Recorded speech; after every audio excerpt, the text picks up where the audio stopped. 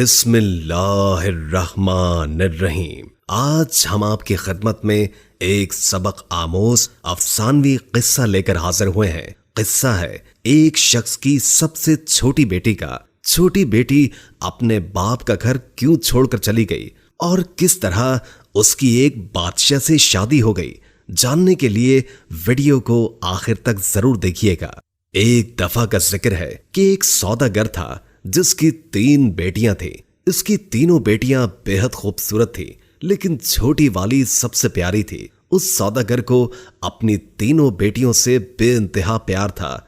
वो बस डरता था कि कहीं उसे कोई छोड़ कर ना चली जाए। इसलिए एक दिन सौदागर ने फैसला किया कि वो अपनी तीनों बेटियों से पूछेगा कि वो उससे कितनी मोहब्बत करती हैं। वो यही सोचते हुए अपनी सबसे बड़ी बेटी के पास गया और पूछा, बेटी तुम मुझसे कितनी मोहब्बत करती हो? बड़ी बेटी ने जवाब दिया, बाबा जान मैं आपसे अपनी जान से भी ज्यादा मोहब्बत करती हूँ।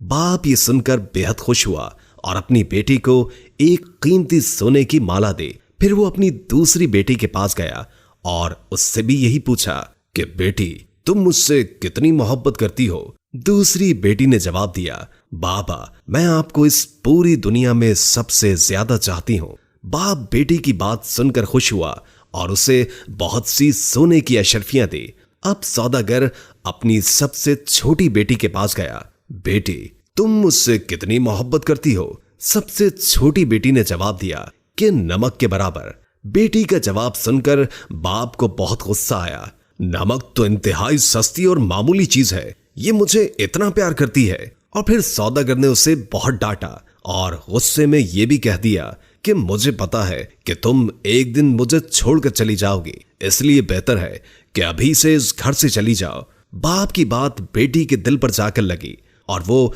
किसी को भी बताए बगैर घर से रोते हुए निकल गई। वो लड़की एक ऐसी जगह से गुजर रही थी जहां बहुत सी घास उगी हुई थी। लड़की ने अपने लिबास के ऊपर ही एक और घास का लिबास बनाकर पहन लिया ताकि पहचानी ना जाए। इसके बाद वो बादशाह के महल के बाहर जाकर रुक गई और बाहर खड़े सिपाहियों से कहने लगी कि सुनो, मुझे कुछ काम की जरूरत है, क्या तुम मुझे काम पर रख लोगे? मुझे सब काम आता है। नहीं बीबी, हम ऐसे किसी को काम पर नहीं रख लेते, जाओ यहां से। लड़की उदास हुई लेकिन फिर से इसरार करने लगी, देखो मुझे काम की बहुत जरूरत है, मेरे लायक कोई तो काम होगा महल में।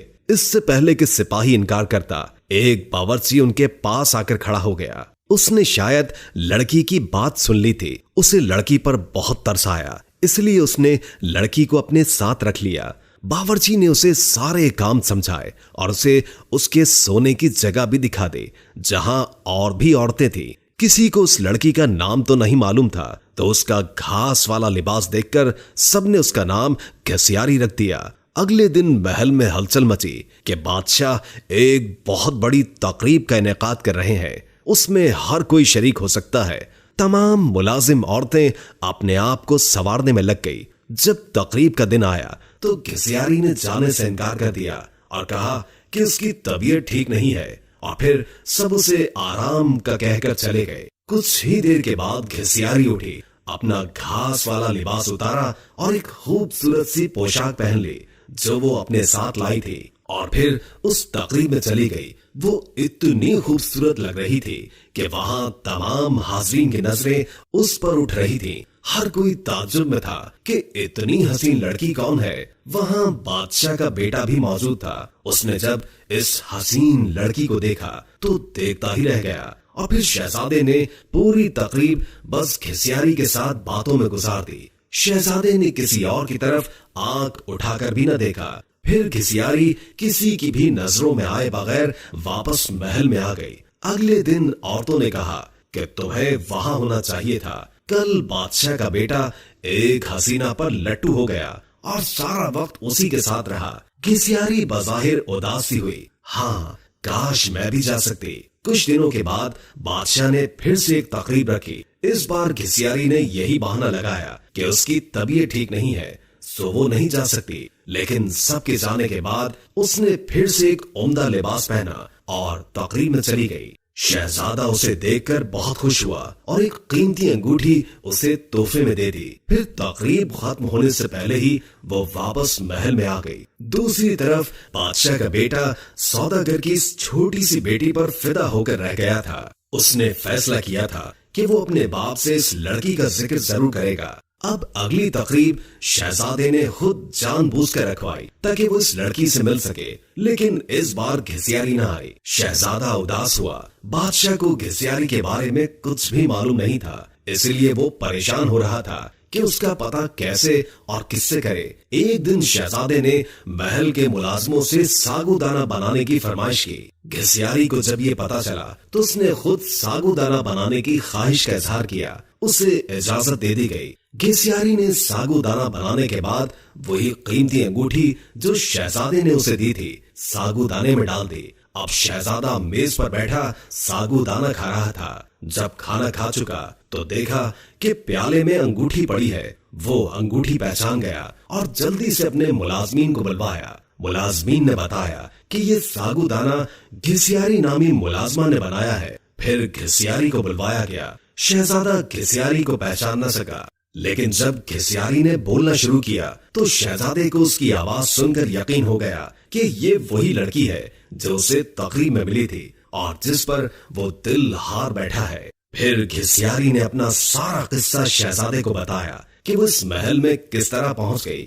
शहजादे ने घिसियारी का बादशाह को बताया और इन दोनों की शादी कर दी गई। शादी के बाद एक बहुत बड़ी तकरीब रखी गई। उस तकरीब में सिर्फ शहर के बड़े बड़े सौदागर और ओहदेदारों को बुलवाया गया था। घिसियारी के बाबा भी उस तकरीब में मौजूद थे। खाने का वक्त हुआ तो मेज हर तरह के लजीज खानों से भर दी गई, लेकिन जब सबने खाना शुरू किया तो पता चला कि खाने में नमक ही नहीं है। घिसियारी के बाबा ने बादशाह को मुखातिब करके कहा, इसमें तो नमक ही नहीं है। बादशाह हल्का सा हंसा और कहने लगा, क्या हो गया सौदागर साहब, सिर्फ नमक ही तो नहीं है, बाकी सब कुछ तो है ना इसमें। ये सुनकर सौदागर की आंखों से आंसू जारी हो गए। बादशाह ने उसे ताजुब से देखा और पूछा कि जनाब आप रोने क्यों लग गए। सौदागर ने कहा, आज मैं अपनी बेटी की बात समझ गया हूँ। खाने में नमक ना हो तो चीज बदजायका हो जाती है, चाहे उस खाने में और कितने ही कीमती मसाला जात पड़े हों, लेकिन नमक के बगैर खाना कुछ भी नहीं।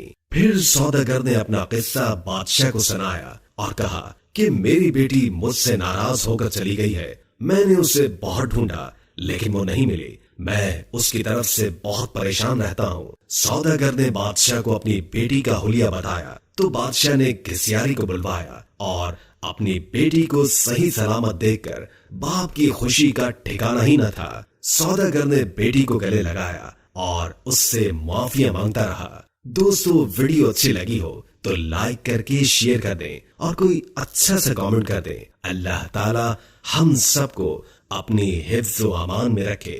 जज़ाकल्लाह।